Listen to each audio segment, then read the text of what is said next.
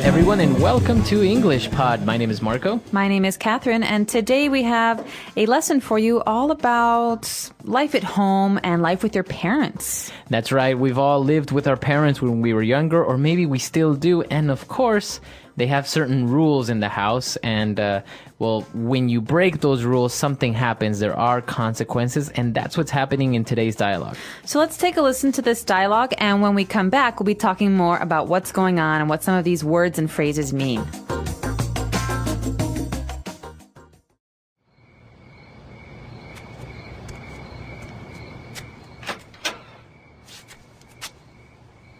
Do you know what time it is? 10? Get in this door, young man. It's midnight. You are 2 hours past curfew. I know, but it wasn't my fault. I told Jennifer she had to drop me off before 10, but she wouldn't leave the party. I don't care. You are grounded for life, mister. Mom, that is so unfair. You know the rules, and you broke them. No allowance and no TV for a week. I usually never ground you, but this time I have to put my foot down. What? For being a couple of hours late? You have to be kidding. I don't want to hear it. Now go to your room.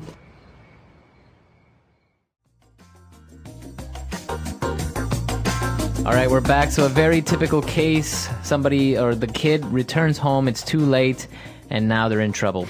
Yes, his parents are not very happy. In this case, it's his mom who is telling him what the consequences will be. So let's take a look at language takeaway and find out what some of these key words are. Language takeaway. All right, so the first word that we're going to take a look is actually something that his mom said. And he said that you are 2 hours past curfew. Curfew. So curfew has to do specifically with the time when your parents expect you at home.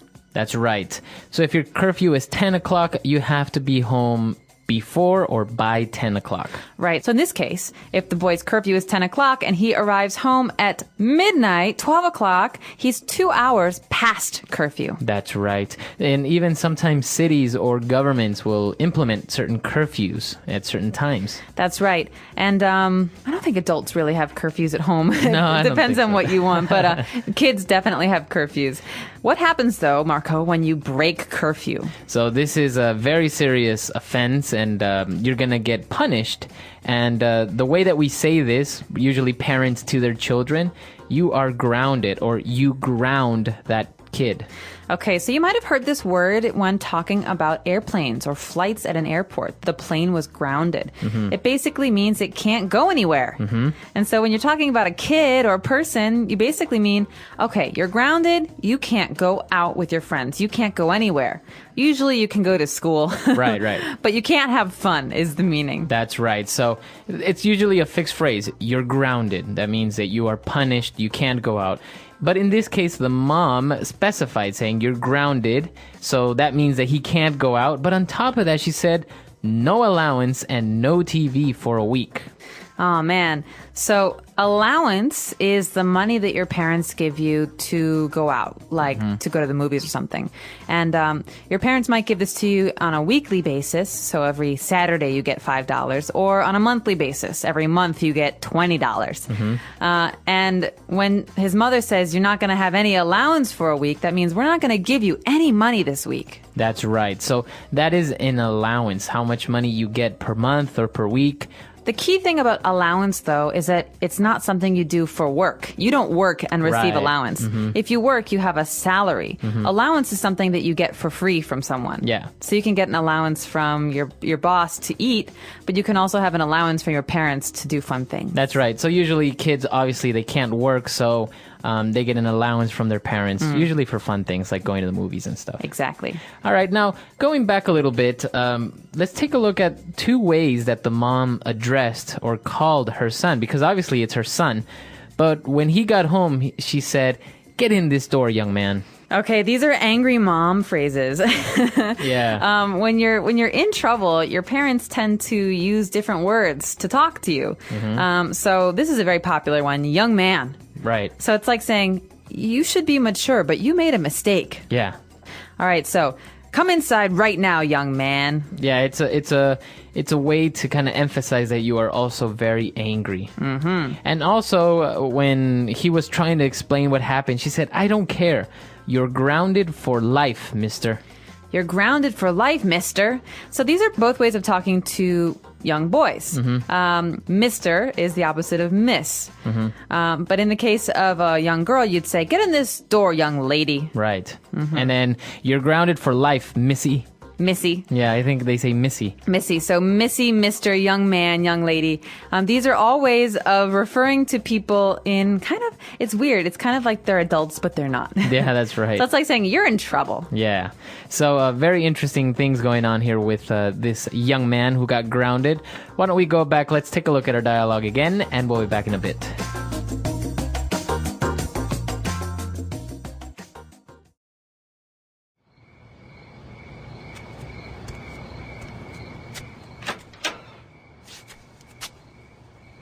Do you know what time it is? 10? Get in this door, young man. It's midnight. You are 2 hours past curfew. I know, but it wasn't my fault. I told Jennifer she had to drop me off before 10, but she wouldn't leave the party. I don't care. You are grounded for life, mister. Mom, that is so unfair. You know the rules, and you broke them. No allowance and no TV for a week. I usually never ground you, but this time I have to put my foot down.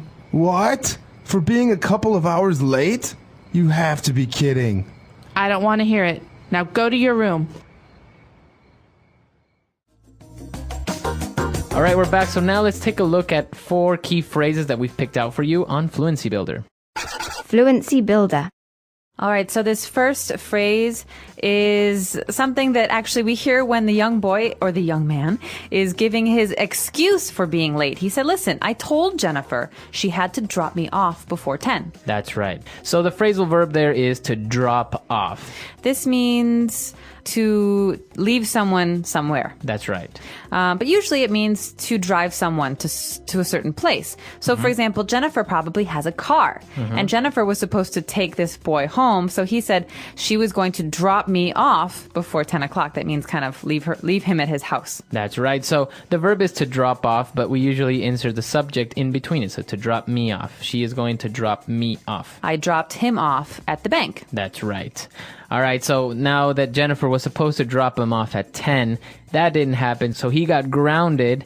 And his mom was saying that she usually doesn't really ground him, but this time, I have to put my foot down. She's angry. Yeah.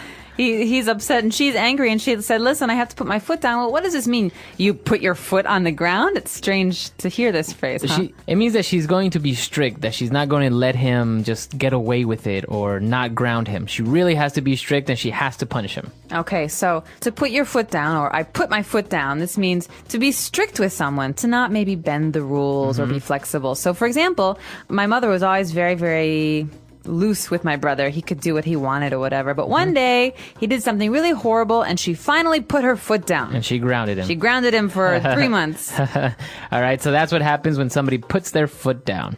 And now, obviously, he was very surprised that he's going to be grounded for so long, and only for being a couple of hours late. So he said, you have to be kidding. You have got to be kidding. So this is a rhetorical. So he's not talking about joking here. He's saying, no way. I can't believe it. This is not happening to me. Yeah, you're not serious. You're not serious. So he's upset. And I would be too. No one likes to be grounded. But he's saying, okay, come on. No way. That's too serious. That's right. So this is a phrase that you can use with someone if you're not really believing what they're saying or you're surprised. You have to be kidding me. Yeah, but usually there's also a degree of anger.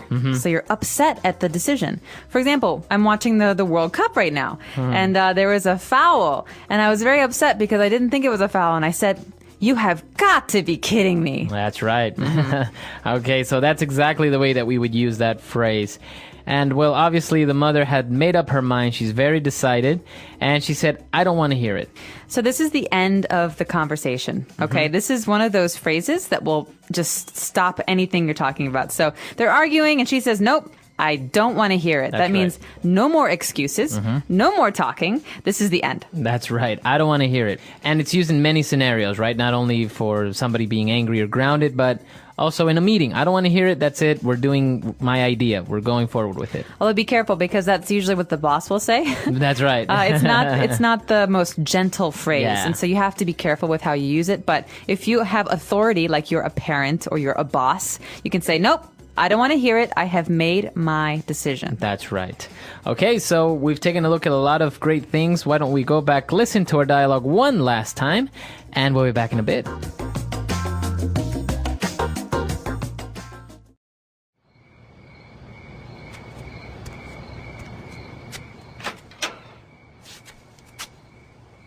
Do you know what time it is? 10? Get in this door, young man. It's midnight. You are 2 hours past curfew. I know, but it wasn't my fault. I told Jennifer she had to drop me off before 10, but she wouldn't leave the party. I don't care. You are grounded for life, mister. Mom, that is so unfair. You know the rules and you broke them. No allowance and no TV for a week. I usually never ground you, but this time I have to put my foot down. What? For being a couple of hours late? You have to be kidding. I don't want to hear it. Now go to your room.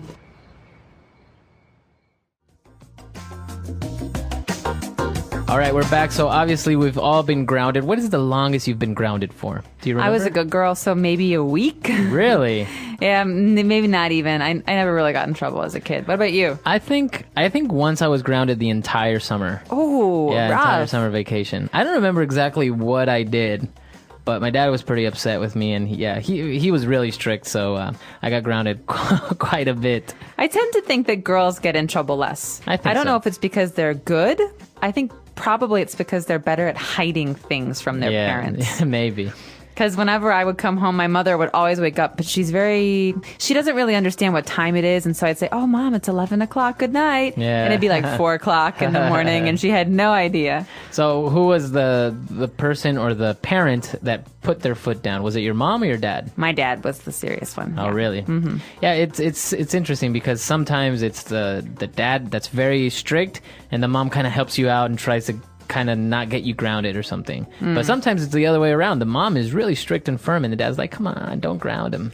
They're just having fun. Yeah. Well, I think in some families, the children understand who is strict and who is maybe not so strict. Right. And so they say, "Oh, well, Mom said that it's okay, so I think maybe you should let me go out." And the dad will be very angry because the mother said that it's okay. That's right. All right, so that's all the time we have for today. We're really curious to get your stories. Maybe tell us, why were you grounded, or how long were you grounded for? Or what was your curfew when you were a child or growing up? Our website is EnglishPod.com. We hope to see you there. All right, we'll see you guys there. Bye. Bye.